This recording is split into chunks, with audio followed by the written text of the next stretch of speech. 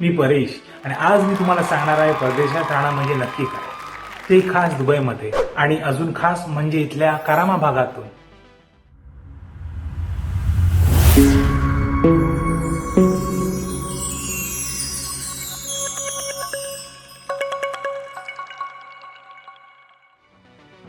Dubai एक स्वप्न नगरी. दुबई नाव ऐकताच डोळ्यापुढे उभी राहते उंच इमारती, लक्झरी कार्स, गोल्ड मॉल्स आणि काय काय. पण खरं तर इथलं वास्तव्य वेगळंच आहे. इथे आल्यानंतर आपल्याला समजतं की परदेशात राहणं म्हणजे फक्त ग्लॅमर नाही, मेहनत, वेळ आणि संयम याची कसोटी आहे. मी राहतो करामामध्ये. दुबईचं एक जणू धडधडतं क्षेत्र. इथे भारतीय, पाकिस्तानी, फिलिपानी, बांगलादेशी अशा अनेक लोकांचे एकत्रित जीवन आहे. करामाची खासियत म्हणजे इथे थोडंसं भारतासारखं वाटतं. छोट्या गल्ल्या, मसाल्याची दुकानं, कटिंग चहा मिळणारे कॅफे आणि संध्याकाळी गप्पा मारणारी लोक. रोजचं जीवन. इथली लाईफस्टाईल फास्ट आहे.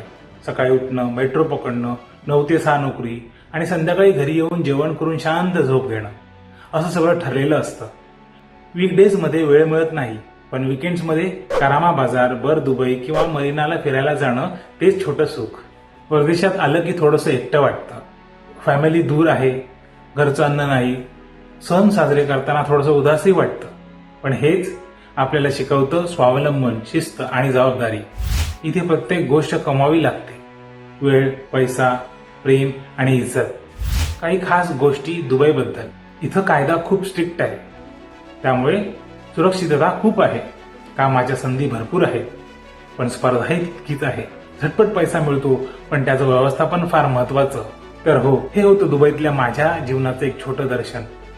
करामासारख्या भागात राहताना मी परदेशात असूनही आपलंचपणा अनुभवतो. परदेशात राहणं म्हणजे स्वप्न पूर्ण करणं, पण त्यासाठी झगडावं लागतं रोज.